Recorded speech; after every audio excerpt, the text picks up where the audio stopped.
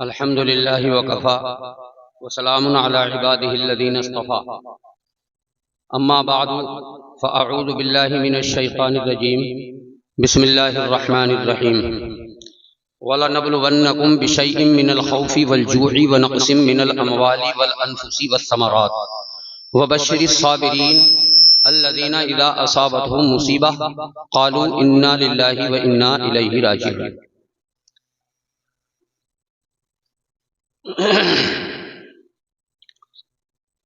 وقال تعالى لئن شكرتم لأزيدنكم ولئن كفرتم إن عذابي لشديد۔ وقال تعالى إن المبذرين كانوا إخوان الشياطين وكان الشيطان لربه كفورا۔ صدق اللہ العظیم۔ پروگرام ماشاءاللہ کافی لمبا ہو گیا اور بعض لوگ جو عصر کے بعد سے تشریف لائے ہوں گے ان کے لیے تو بہت ہی لمبا ہو گیا، لیکن مجھے زیادہ وقت نہیں لینا۔ سب سے پہلے تو میں ایک بات یہ عرض کروں گا، علماء کرام ماشاءاللہ تشریف فرما ہیں، ائمہ حضرات بھی ہیں اور ذمہ دار قسم کے لوگ بھی یہاں میرے سامنے موجود ہیں، لیکن عام طور پر یہ ہو رہا ہے کہ جس مجمع سے ہمیں بات کرنا ہوتی ہے، علماء ہوں، ائمہ ہوں، جمعے کی نماز ہو، چاہے جمعے کی نماز ہی کیوں نہ ہو، جو اصل مجمع ہے نا، جو اصل لوگ ہیں جن سے آج بات کرنے کی سخت ضرورت ہے، جن کی ذہن سازی کی ضرورت ہے، وہ نہ جلسوں میں سامنے ہوتا ہے نہ وہ جمعے کی نماز میں سامنے ہوتا ہے۔ یہ بڑا مسئلہ ہے، بڑا المیہ ہے۔ وہ مجمع کون سا ہے؟ وہ مجمع 15 سے 25 سال تک کا ہے۔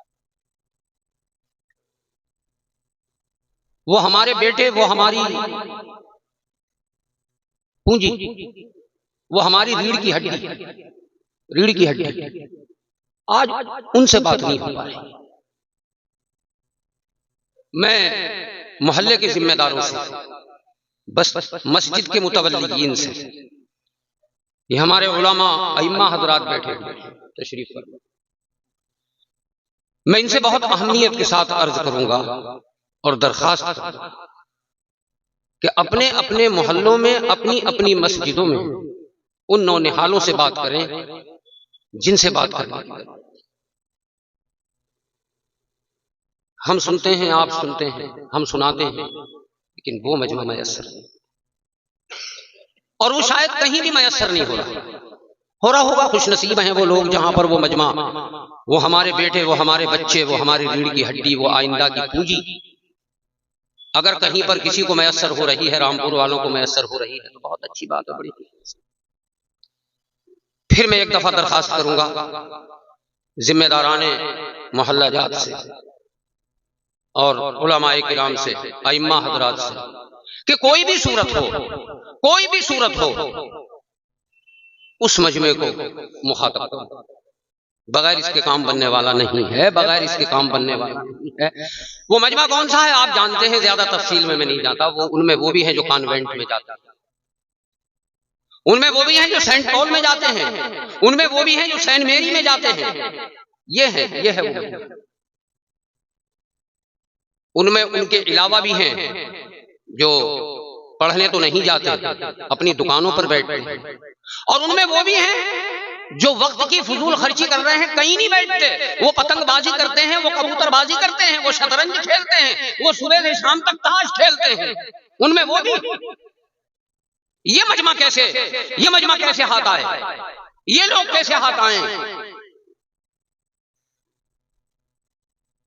یہ اعضائے رئیسہ کیسے میسر ہوں جن کے ذریعے سے قومیں بنتی ہیں اور جن کے ذریعے سے قومیں عروج پاتی ہیں اور جن کی وجہ سے قومیں زوال پذیر ہو جاتی ہیں۔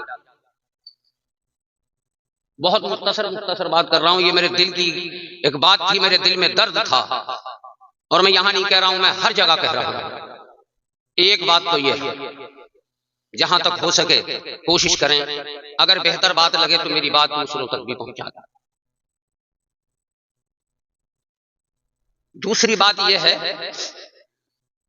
میں نے ایک آیت پڑھی ہے جس میں صبر کا ذکر ہے بغیر کسی پس منظر کے بیان کیے ہوئے۔ اور بغیر کسی تمہید کے بہت مختصر سن لیجئے، وقت نہیں ہے اور ضرورت بھی نہیں ہے، ماشاءاللہ ہمارے رامپور کے لوگ تو ویسے ہی سمجھدار ہیں۔ صبر آپ نے بہت سنا ہوگا، صبر کہتے ہیں کسی چیز پر جمے رہنے کو، یہ لغوی معنی جمنا۔ بہت مختصر سن لیجئے کہ صبر کی 3 قسمیں ہیں۔ صبر کی کیا قسمیں؟ 3 قسمیں۔ صبر علی الطاعت، صبر علی المصیبت، صبر عن المعصیت۔ یہ صبر کی 3 قسمیں ہیں۔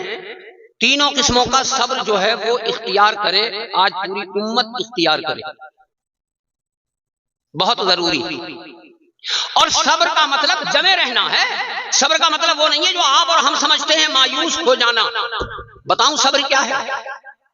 ماضی میں جو کچھ ہو گیا، ماضی میں جو کچھ ہو گیا اس کی وجہ سے بوکھلاہٹ نہ ہو، اس کی وجہ سے گھبراہٹ نہ ہو، اس کی وجہ سے پریشانی نہ ہو، اس کی وجہ سے اوسان خطا نہ ہو جائیں کہ اب کریں تو کیا کریں۔ ماضی میں جو کچھ ہو گیا اس پر افسوس نہ ہو، اور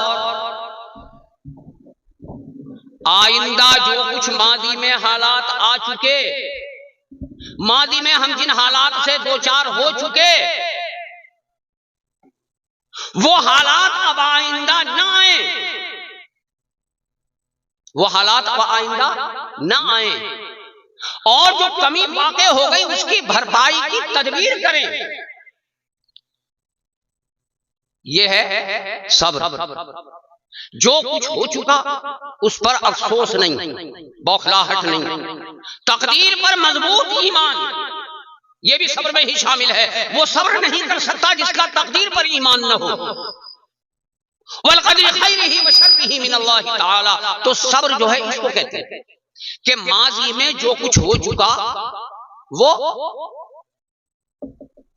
اسے بھول جائیے اور تدبیر کریے، تدبیر کیجئے، اوسان خطا مت کریے، بوکھلائیے نہیں، پریشان مت ہوئیے، آگے کا راستہ مت بھول جائیے۔ اب آئندہ وہ پریشانیاں نہ آئیں، آئندہ وہ مصیبتیں نہ آئیں، اس کے لیے تدبیر کریں۔ مایوسی کا نام صبر نہیں ہے۔ بات سمجھ رہے ہوں گے؟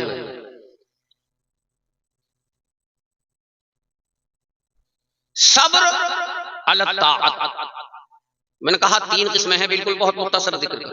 صبر علی الطاعت کا مطلب ہے کہ اللہ اور اس کے رسول کی فرما برداری میں جو اڑچنیں آ رہی ہیں، جو رکاوٹیں آ رہی ہیں، ان کی پرواہ نہ کرنا، اور لا طاعت لمخلوق فی معصیت الخالق کو نظر میں رکھنا۔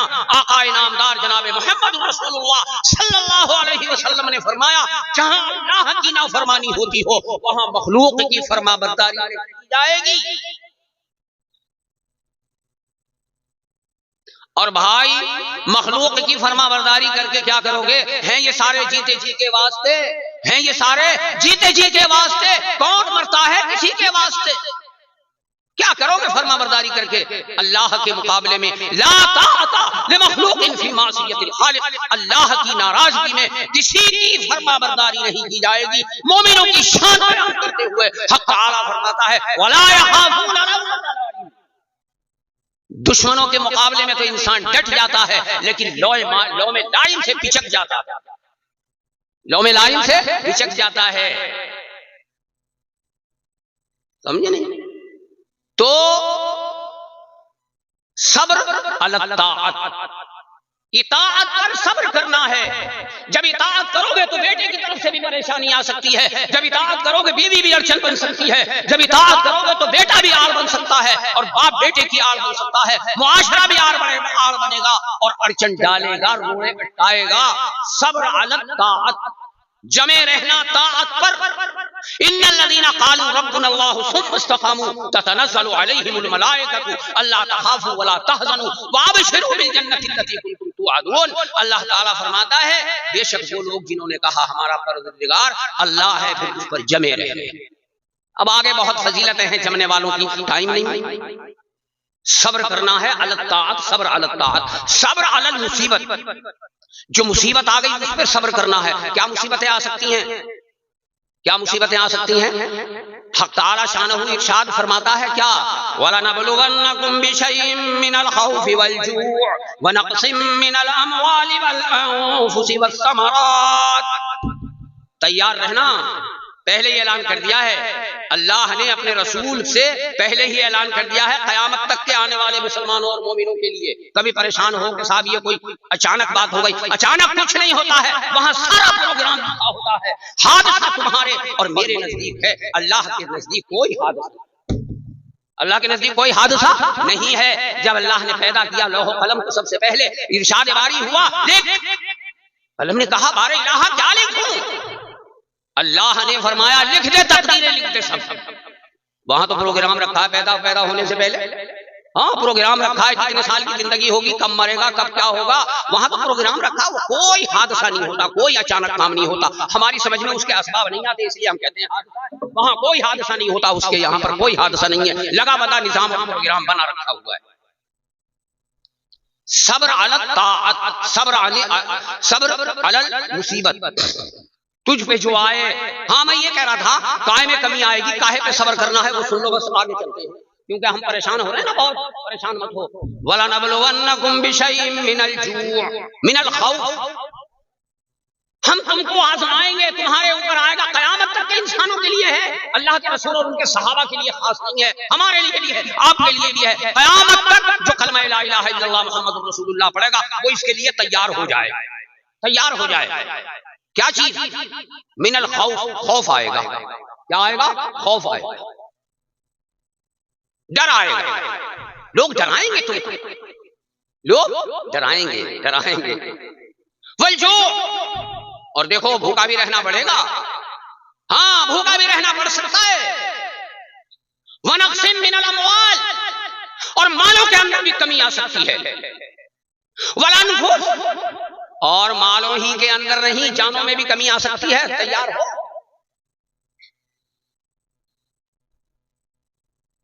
والثمرات، اور باغوں کے اندر پھلوں میں بھی کمی آ سکتی ہے،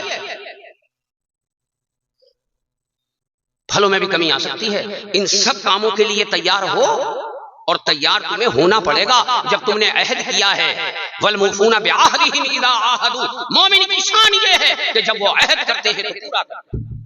اسی پر تو بیعت ہوئی ہے، یہی تو عہد کیا ہے لا الہ الا اللہ محمد رسول اللہ کے اندر، اسی پہ تو ثابت قدم رہنے کا حکم ہے۔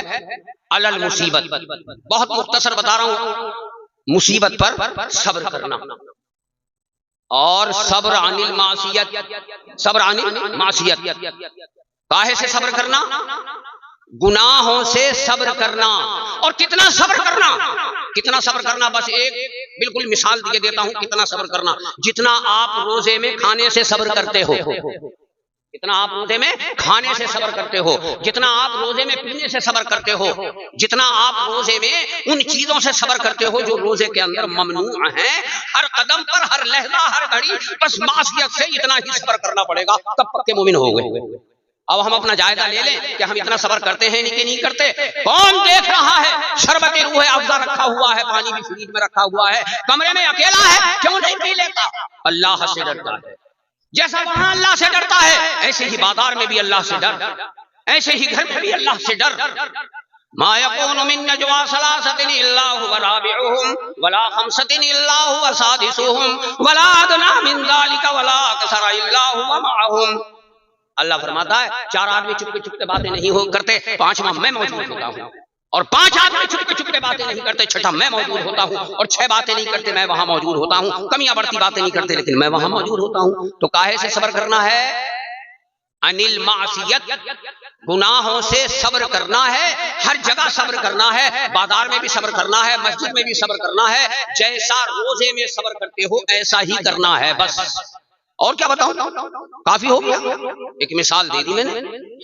ایک چیز میں اور بتاتا، وہ نہیں بتاؤں گا کیونکہ ذکر بتاتا، اور ذکر کی بھی 3 ہی قسمیں ہیں، ذکر باللسان، ذکر بالجنان، اور ذکر بالجوارح۔ وہ لمبا ہو جائے گا، وقت نہیں ہے، اب میں ایک چیز بتائے دیتا ہوں اس کے بدلے کی۔ فضول خرچی کی آیت پڑھی تھی میں نے فضول خرچی کے سلسلے میں، وہ سن لو بس۔ دیکھو زیادہ تر لوگ جو ہیں وہ مال کو بے دریغ خرچ کرنا اور بے جا خرچ کرنا اسے فضول خرچی سمجھتے ہیں، وہ بھی فضول خرچی ہے۔ فضول خرچی ہر وہ چیز ہے، فضول خرچ ہر وہ چیز ہے جس میں نہ دین کا فائدہ ہو اور نہ دنیا کا فائدہ، اسی کو لا یعنی کہتے ہیں اور اسی کو فضول خرچی کہتے ہیں۔ اب میں کہاں بیاہ شادی میں فضول خرچی میں جاؤں اور جناب رشتوں میں فضول خرچی میں جاؤں، کیونکہ میں تو معاشرے سے وابستہ ہوں، بہت ساری رسومات دار صاحب فضول خرچی، اور کہاں مکانوں کی فضول خرچی میں جاؤں، میں نہیں جاتا، ٹائم نہیں ہے۔ میں ایک اور فضول خرچی بتاتا ہوں، مال کی فضول خرچی تو آپ سب جانتے ہو، اور مال میں فضول خرچ ہم اتنے نہیں ہیں، ہم مال کی فضول خرچی اتنی نہیں کرتے ہیں جتنی میں ابھی بتا رہا ہوں، آپ کی سمجھ میں آ جائے گا۔ جو مال سے بھی زیادہ قیمتی ہے، 100 گنا تھوڑا ہی قیمتی ہے، لاکھوں کروڑوں اربوں خربوں گنا قیمتی۔ مال سے کتنی قیمتی ہے وہ چیز؟ لاکھوں کروڑوں نہیں، اربوں خربوں گنا قیمتی ہے وہ چیز۔ کیا ہے معلوم ہے؟ وہ ہے زندگی۔ کیا ہے وہ؟ زندگی۔ جتنا مجمع بیٹھا ہے آپ بھی غور کریں، اور جا کر کے کسی سے پوچھنا، اور آپ بھی غور کریں، میں بھی مراقبہ کروں کہ ہماری زندگی کا کتنا وقت کام میں آتا ہے اور کتنا وقت ہم فضول۔ خاص طور سے میں نوجوان بچوں سے کہوں گا کہ کتنا ہمارا زندگی کا وقت کام میں آ رہا ہے اور کتنا ہماری زندگی فضول خرچ ہو رہی ہے، لے کر کے جناب 4 سال کے بچے سے لے کر کے اور 80-90 سال کے بوڑھے آدمی تک حساب لگا لینا کہ کتنی زندگی ہمارے کام میں آ رہی ہے اور کتنی زندگی ہماری فضول خرچ ہو رہی ہے۔ کتنے لمحات، کتنے گھنٹے، 24 گھنٹے ہوتے ہیں، 24 گھنٹے، 8 گھنٹے آرام کے نکال، کتنے بچے؟ 16 گھنٹے۔ ذرا حساب تو لگائیں، 16 گھنٹے اگر ہم کام کر لیں تو کہاں سے کہاں پہنچے گی بات؟ 16 گھنٹے میں 16 گھنٹوں کے اندر جتنے گھنٹے ہمارے اور جتنی گھڑی اور جتنے منٹ ہمارے جاتے ہیں بیکار، میرے بھائیوں وہ فضول خرچی ہے نہیں۔ زندگی اربوں خربوں زیادہ، مال سے اربوں خربوں زیادہ اہمیت کی حامل ہے نہیں۔ زندگی نہیں ہوگی تو مال کا کیا کریں گے؟ مال تو بیکار ہے جب زندگی نہیں ہوگی۔ اگر 70 سال کی ہماری عمر ہے، ہمارے کام اس میں سے 35 سال بھی نہیں آئے، ہمارے کام اس میں سے 35 سال بھی نہیں آئے۔ اب ماشاءاللہ فضول خرچی زندگی کی آپ دیکھنا رمضان شریف کے اندر، رمضان شریف میں اسپیشل حلیم بنتے ہیں، رامپور کے اندر میلے لگتے ہیں، جگہ جگہ میلے لگتے ہیں، ایسا جیسے پتہ نہیں رمضان کا انتظار کر رہے تھے کیا نوجوان کھانے کے لیے۔ تراویح پڑھ کر کے پورا شہر جاگتا ہے، اور آج بھی شاید جاگتا ہے۔ یہ میرے خیال میں ہمارا ہی ترہ امتیاز ہے کہ پورا رمضان اللہ کے رسول نے عبادت کے لیے فرمایا تھا کہ دن کے اندر روزہ رکھو، اور رات کو آپ نے قیام اللیل کو سنت فرمایا تھا۔ کچھ سنتیں، کچھ تراویح پڑھتے ہیں اور کچھ نہیں پڑھتے، اور پڑھتے ہیں وہاں جہاں 10 دن کی ہوتی ہے، اور پھر نصر اللہ خان کے اندر حلیم کھایا جائے، ساری رات جاگتے ہیں۔ ہمارے یہاں بھی جاگتے ہیں، برا مت مانیو، دیکھو برا مت مانو، اگر نہیں ہوتا ہے اب چھوٹ گیا تو بڑی اچھی بات ہے، لیکن میں نے دیکھا ہے، ابھی 2-4 لوگوں سے بات ہوئی، کہہ رہے تھے کیا ایسا نہ ہو کہ تاریخ کے اندر یہ، اور آپ یہاں ہمارے رامپور میں نہیں ہے، مراد آباد جا کر کے دیکھیے، آپ جتنے بڑے شہر ہیں، بمبئی جا کر کے دیکھیے، دلی کے اندر جا کر دیکھیے، برا ماننے کی کیا بات ہے؟ ہمارا ہی شہر تھوڑا ہی ہے، دلی میں جا کے دیکھو، جعفر آباد کے اندر جا کے دیکھو، ویلکم کے اندر جا کر کے دیکھو، رات بھر دکانیں کھلتی ہیں اور رات بھر بکری ہوتی ہے۔ کیا ہو رہا ہے؟ یہ کیا ہو رہا ہے؟ خالی جلسے کر کے اور سننے سے کوئی نتیجہ ہے؟ عمل سے زندگی بنتی ہے، جنت بھی جہنم بھی، یہ خاکی اپنی فطرت میں نہ نوری ہے نہ ناری۔ کون شروع کرے گا عمل؟ کون شروع کرے گا؟ بس میں یہ بتاؤں گا اور کچھ نہیں بتاؤں گا، بات ختم کرتا ہوں۔ عمل کون شروع کرے گا؟ میں سمجھتا ہوں مولانا شروع کریں گے، مولانا سمجھ رہے مولانا شروع کریں گے، پپو بھائی بیٹھے ہیں یہ سمجھ رہے مولانا شروع کر دیں، میں یہ سمجھ رہا ہوں کہ پپو بھائی شروع کر دیں۔ کون شروع کرے گا؟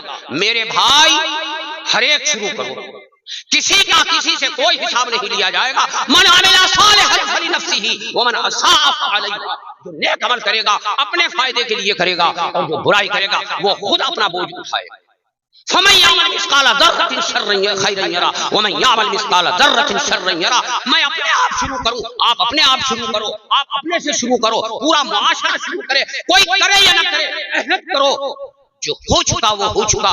اے اللہ اب ہم معافی چاہتے ہیں، اب ہم توبہ کرتے ہیں، بہت کچھ ہو چکا اور تیری آیت ہم نے پڑھ لی، تیرا قرآن ہم نے پڑھ لیا. وَأَنِيبُوا إِلَىٰ رَبِّكُمْ وَأَسْلِمُوا لَهُ مِنْ قَبْلِ أَن يَأْتِيَكُمُ الْعَذَابُ بَغْتَةً وَأَنْتُمْ لَا تَشْعُرُونَ. اے اللہ تیری آیت پڑھ لی ہم نے، وَأَنِيبُوا إِلَىٰ رَبِّكُمْ، تو نے کہا گناہ کرنے والے لوٹ آؤ، میں انتظار میں. ایسا کون سا مالک ہوگا جو یہ کہے بھاگا ہوا غلام واپس آ جائے؟ چور سے کہہ رہا ہے چوری کر کے واپس آ جا، ڈکیت سے کہہ رہا ہے ڈکیتی کر کے واپس آ جا، اگر تجھ سے زناکاری ہو گئی ہے واپس آ جا، اور شراب پینے والے تو بھی واپس آ جا. اگر گناہوں سے تو نے دنیا بھر دی ہے، اگر دنیا بھر دی ہے تو زمین سے زیادہ پانی ہے اور میری رحمت کا سمندر بے انتہا ہے. آ جا جو مجھ سے بھاگ چکا ہے وہ آ جا، اور آ جا ادعونی استجب لکم، مانگ لے مجھ سے، میں بیٹھا ہوں تیار تیری دعا قبول کرنے کے لیے، تیری توبہ قبول کرنے کے لیے میں بیٹھا ہوں. وَأَنِيبُوا إِلَىٰ رَبِّكُمْ وَأَسْلِمُوا لَهُ مِنْ قَبْلِ أَن يَأْتِيَكُمُ الْعَذَابُ. ارے میں بیٹھا ہوں، میں تیار ہوں. اگر تو 24 گھنٹے کے اندر 70 مرتبہ توبہ کرے گا اور 70 مرتبہ توڑے گا، میں ایسا رحمان ہوں اور رحمان الرحیم، ایسا رحم والا ہوں، میں 70 نہیں 140 مرتبہ تیری توبہ کو قبول کرنے کے لیے بیٹھا ہوں. لیکن کون شروع کرے گا؟ میں اپنے آپ سے شروع کروں. ہر فرد شروع کرے، اس بات کی بیعت کرے، اس بات کا عہد کرے، اے اللہ جو کچھ ہو چکا میرے مولا وہ ہو چکا، اب گناہوں سے معافی چاہتے ہیں. اے اللہ تو نے فرمایا ادعونی استجب لکم، مجھ سے مانگو میں قبول کروں گا. اے اللہ اب ہم تجھ سے مانگ رہے تو قبول فرما لے. وآخر دعوانا الحمد